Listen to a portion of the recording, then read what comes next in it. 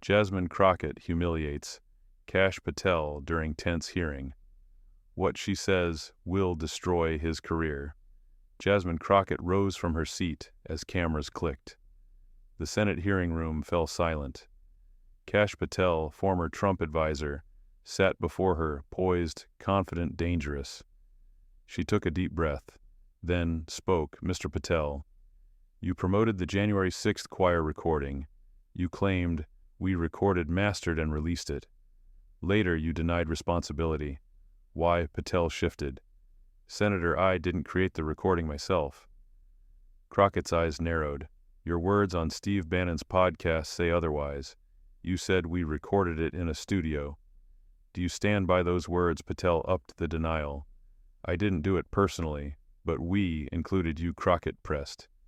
Is that a lie? He hemmed and hawed. I meant the team, not just me. The room tensed. Crockett didn't release the pressure.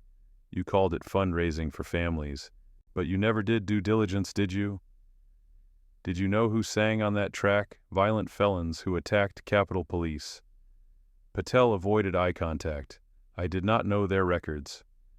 Crockett leaned forward. Then you promoted a song performed by offenders. No vetting. Will you look at the officers behind you and tell them you're proud? Patel said, I support law enforcement, but his words fell flat. Crockett let silence her weapon. Cameras zoomed in on her steely expression. She shifted gears. Now about classified documents. You told the public Trump declassified a large number of Mar-a-Lago files. Did you verify that declassification was safe? Patel replied vaguely, it was responsible. Crockett shot him a look. Did you consult intelligence agencies?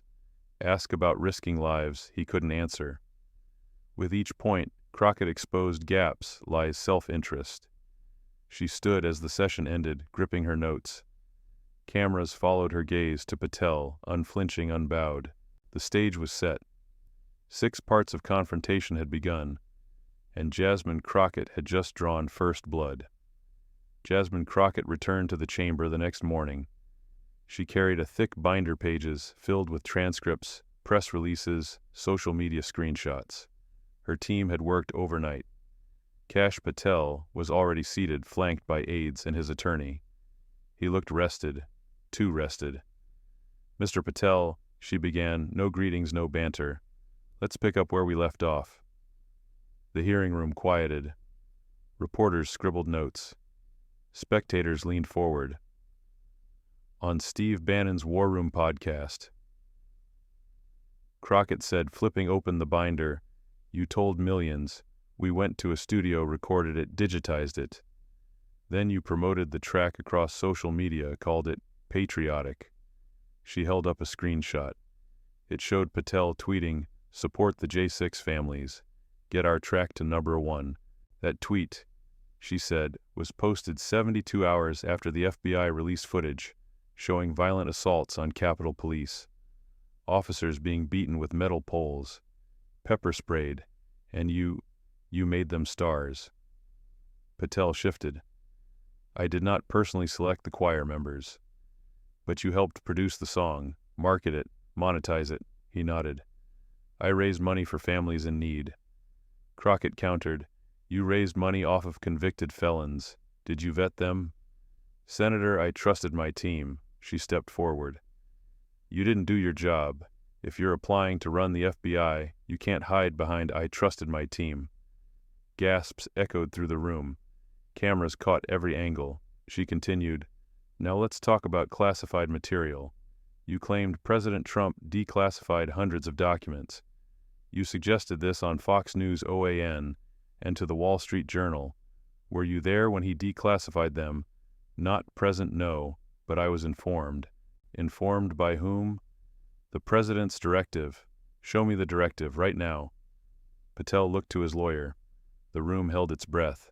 I don't have it here. Because it doesn't exist, Crockett shot back. Declassification is a process, not a vibe. Chuckles broke out, but Jasmine didn't smile. Did you ask any intelligence agency if releasing those documents might endanger lives?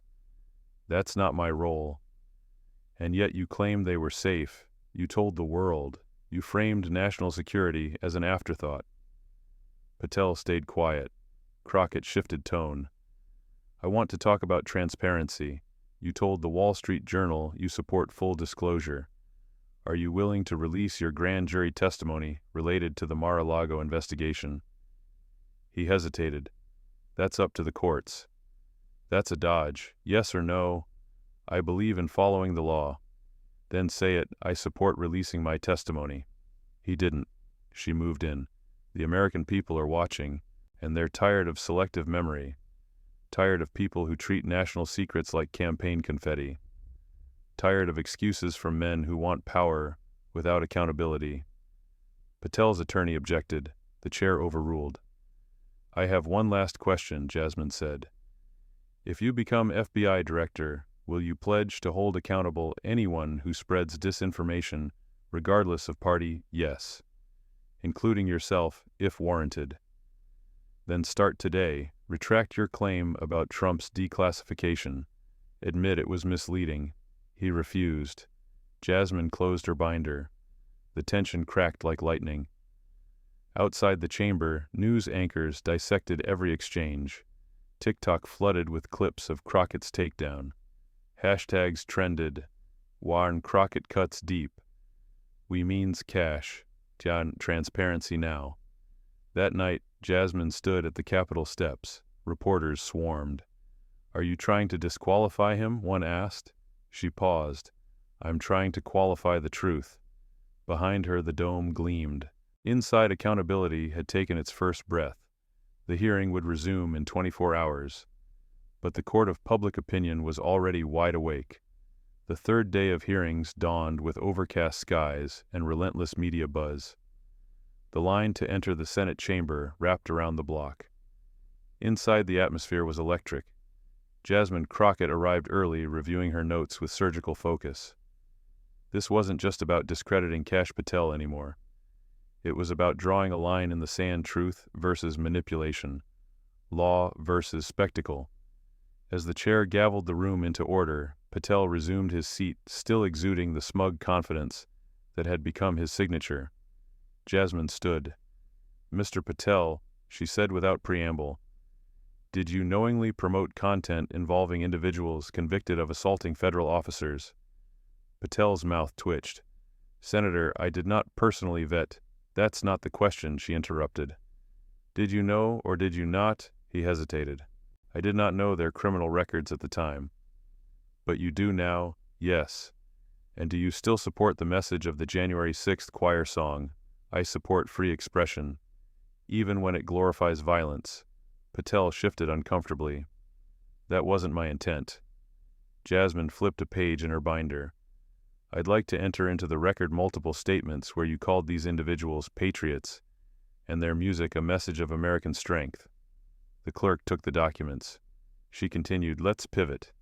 You said under oath that you support transparency. Yet when asked to release your grand jury testimony, you deflected. Again, I ask, will you allow this committee to review your sealed statements under the Mar-a-Lago investigation? I defer to my legal counsel and the court's jurisdiction. Mr. Patel, this is not a legal proceeding. It's a confirmation hearing. The court of public trust requires full disclosure. Patel glanced sideways. I will comply with all legal standards. But not moral ones, gasps again. Reporters couldn't type fast enough. Jasmine pressed on. Let's talk about process. You claimed documents were declassified, yet you offered no record, no witnesses, no timeline. Is it your position that verbal declarations are sufficient to protect national security? In emergency circumstances, were we under attack when those documents were moved to Mar-a-Lago? No. Then what was the emergency silence? She stepped forward. You're auditioning to lead the FBI, but your record shows an allergy to oversight, a fondness for conspiracy, and a willingness to bend facts to suit a narrative. Patel blurted, that's your opinion. It's documented history. Crockett's voice never rose, but the room trembled. As she returned to her seat, a murmur rippled across the chamber. Not applause, this was no rally, but recognition. Something was shifting. Outside, protesters held signs, Facts matter, truth over theater, Jasmine for justice. That evening, Jasmine appeared on cable news. When asked if Patel's nomination should move forward, she replied, "This isn't about parties, it's about principles. We can't put the nation's top law enforcement post in the hands of someone who dances around the truth like it's a PR campaign." Meanwhile, Patel's PR team scrambled. They launched a media blitz, interviews, op-eds, damage control. But the viral clips kept circulating. The contradictions were too vivid, too damning. Jasmine's calm but cutting interrogations had struck a nerve. Her following grew. TikToks of her statements were set to dramatic music, cut with footage from January 6th, spliced with Patel's old interviews. America was watching, and Jasmine Crockett, with every precise question and refusal to yield, had become something more than a committee member. She had become the face of accountability. Tomorrow Patel would be recalled. But the narrative had already shifted. Crockett wasn't just cross-examining a nominee. She was building a case for the truth itself, and Patel, he was running out of places to hide. The next morning, the Senate hearing resumed with an atmosphere of charged anticipation. Journalists had dubbed it Judgment Day. Viewership hit record highs. The nation wasn't just watching, everyone was waiting. Jasmine Crockett sat centered, flanked by allies on either side. Kash Patel entered from the rear, tight-jawed, flanked by his legal counsel. Gone was the smirk. In its place, caution. The chair called Patel to the witness table. Jasmine didn't hesitate. "Mr. Patel, yesterday you danced around your statements regarding the January 6th choir. Today I want clarity. Is it your position that aligning yourself with convicted felons, individuals who assaulted Capitol Police, makes you more qualified to lead the FBI?" Patel tried to reframe. "My support was directed at families in need, not felons." Jasmine leaned in. "And yet you monetized a song recorded by violent offenders and called it patriotic. How do you reconcile that?" "I've already said no," she cut in. "You haven't answered. You justified it with weasel words. But let me remind you, these individuals didn't just sing. They attacked democracy." He tensed. She continued, "You have presented yourself as a defender of the Constitution, but your actions glorify insurrection. That isn't patriotism, that's opportunism." Murmurs surged again. Patel's supporters in the gallery sat stiffly. Some had stopped clapping. Even they could feel the tide turning. Jasmine paused, then held up a photo of Capitol officers shielding lawmakers from rioters. "Do you recognize these officers?" Patel nodded hesitantly. 2 of them were hospitalized. 1 retired early due to PTSD. Yet you promoted the anthem of their attackers. I had no role in selecting choir members, and yet you pushed the track to Billboard. You claimed it was about unity, but you never once mentioned these victims. The projection screen behind her shifted to Patel's past statements on Bannon's podcast. The transcript scrolled as Jasmine narrated his boasts about coordinating studio sessions and mastering the track. You said, quote, "We captured the audio, took it to a studio, digitized, and released it. So which is it, Mr. Patel? Were you lying then, or are you lying now?" "I misspoke. About every step of the process, no. I shouldn't have phrased it that way. Words matter. You're seeking to lead a law enforcement agency. Precision is the job." The room fell silent. Jasmine stood. "Let's move on. You defended former President Trump's declassification claims. You cited a blanket order, yet failed to present documentation. Were you ever present during a declassification process? For Mar-a-Lago documents, no. Did you see signatures authorizing the declassification? No. So your claims were based on hearsay. I had conversations, not evidence. Just chatter." He blinked. Jasmine lifted a report from the Office of the Director of National Intelligence. This assessment confirms multiple sources were endangered by the release of sensitive documents. Some were forced to relocate. Lives were impacted.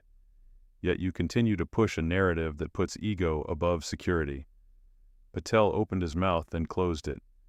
This isn't about partisan loyalty. It's about public safety. The chair intervened. Ms. Crockett will take a 5-minute recess. As she stepped away, the press gallery erupted into a frenzy. Cable news anchors issued breaking banners. TikTok exploded with mashups of Jasmine's interrogation. Backstage, her aides whispered updates, social media traction poll spikes, thousands of new followers. The message was clear. Jasmine was winning the public. But she wasn't here for that. In the hall, Jasmine sat with a Capitol officer who had testified anonymously about January 6th. He'd returned today still in uniform. He nodded to her silently, a quiet affirmation. The hearing resumed. This time Jasmine shifted strategy. "Mr. Patel," she began. "Do you consider yourself a man of faith?" He nodded. "Yes." "Then let me quote scripture. Proverbs 12:22. The Lord detests lying lips, but he delights in people who are trustworthy." You've claimed trustworthiness, but every testimony here has exposed a pattern of misdirection, of convenience over truth. I've made mistakes, but I am loyal to this country. Then prove it. Withdraw your nomination. Gasps, audible sharp. I believe I can serve. No. You believe you can manipulate. This hearing has shown you're not here to protect Americans. You're here to protect yourself. She stepped back. Your record is a warning, not a qualification. The chair thanked her. The hearing adjourned. Outside, reporters swarmed Jasmine. She declined interviews. Her statement to the crowd was brief. The truth doesn't need a stage, it needs accountability. As the sun dipped behind the Capitol dome, the headlines wrote themselves. Crockett crushes. Confirmation truth. Finds a voice nomination in jeopardy. Inside Patel's team, phones rang unanswered. Emails leaked of donors pulling support. Staffers updated exit plans. And in every corner of the left-leaning internet, Jasmine Crockett was the name on every screen. She wasn't just a voice anymore. She was a reckoning.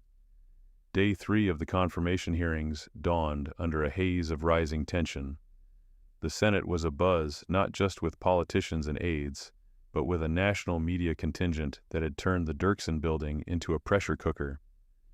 Jasmine Crockett arrived early, deliberately avoiding reporters. Her focus was razor-sharp. She knew the hearing today would either solidify her efforts or be drowned in political spin. The chair banged the gavel. We now resume the hearing on Mr. Patel's nomination. Ms. Crockett, you have the floor. She stood slowly. Thank you, Mr. Chair. Then turned her full attention to Patel. Mr. Patel, let's return to the issue of transparency. Yesterday you dodged questions about your statements regarding document declassification. Today I want to talk about accountability. She slid a printed transcript across the table. It was from a podcast Patel recorded shortly after the Mar-a-Lago search.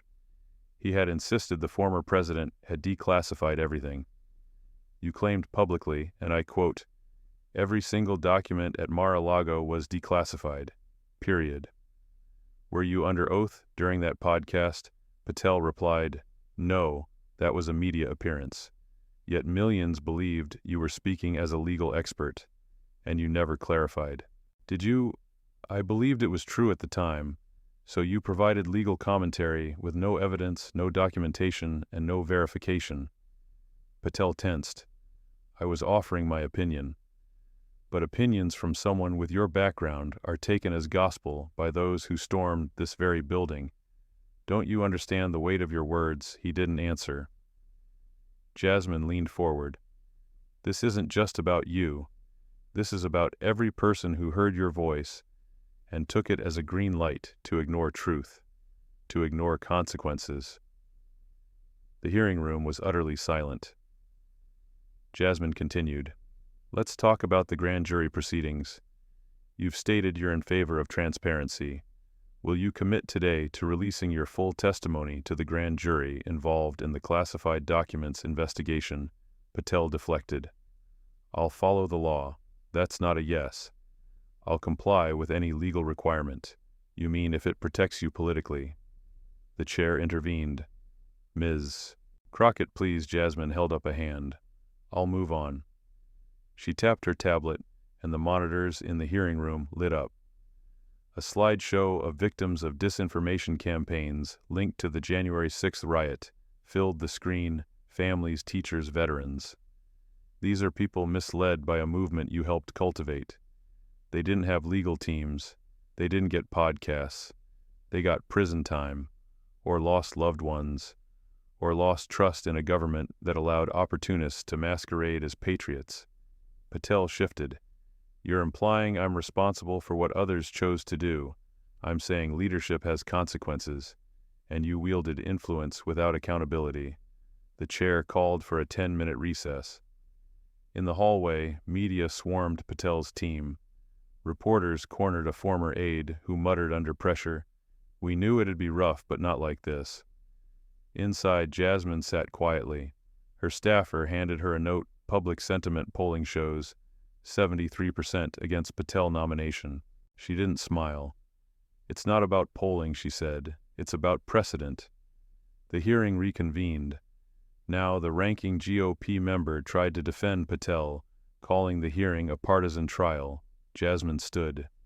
"With respect, this is not about party. This is about power and how it's abused. About whether we can trust someone to lead law enforcement when they themselves disregard the truth." Then she added quietly, "This is about if our democracy still matters." As she sat, the room didn't breathe. An aide passed a note to the chair. He read it silently, then addressed the chamber. "We have received a statement from the National Intelligence Ethics Council. They strongly advise against this nomination, citing concerns about information handling and public trust." A visible shift occurred. Senators whispered. Aides exchanged glances. Jasmine's phone buzzed. Another alert. The video of her earlier exchange had just passed 10 million views. Still, she didn't flinch. She waited. The chair spoke. "Due to new information and growing public concern, this committee will hold a closed session tomorrow to deliberate further." Gavel down. The room erupted into noise, but Jasmine remained still. Behind her, a small voice broke through. A teenage girl had stood from the gallery. "Thank you," she said. "My dad was a Capitol cop.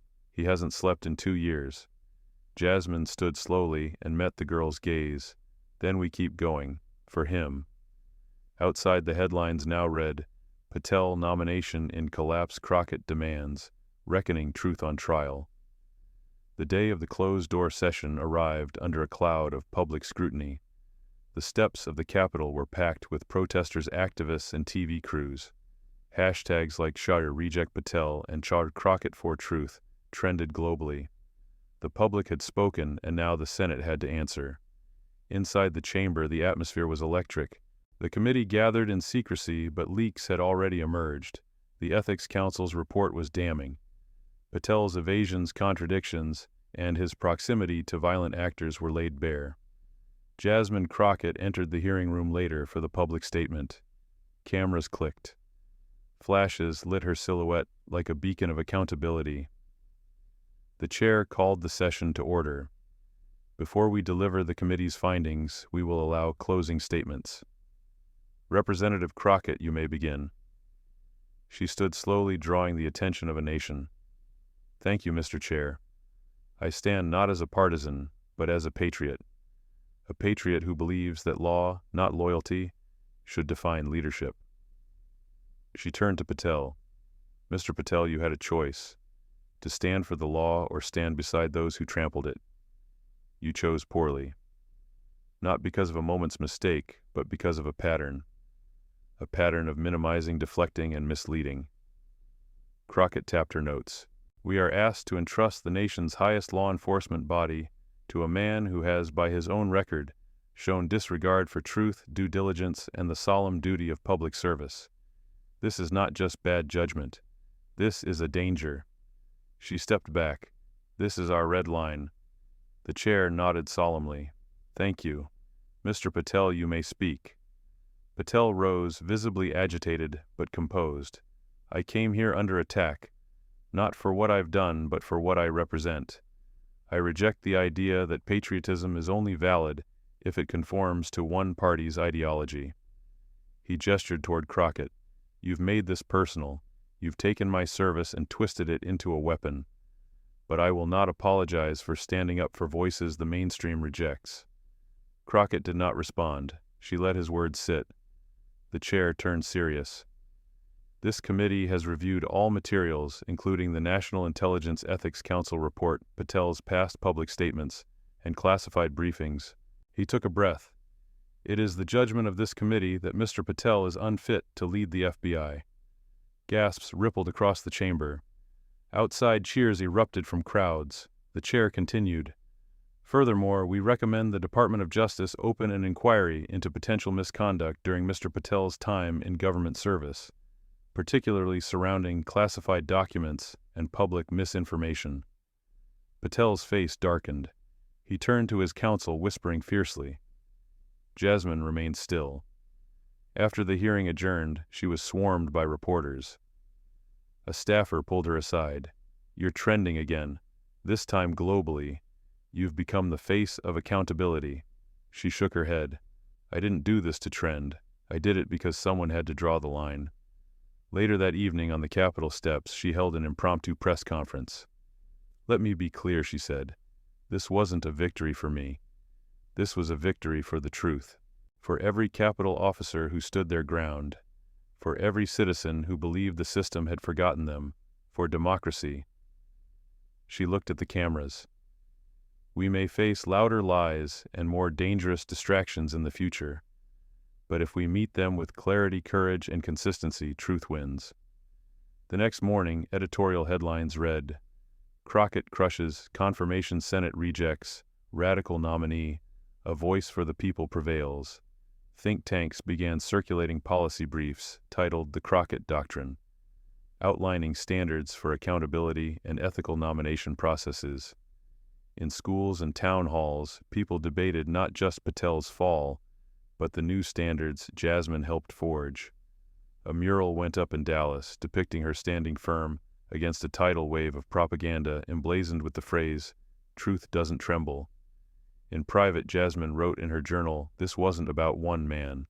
It was about showing the next girl, the next voter, the next whistleblower, that truth still has a home, and that we must guard it.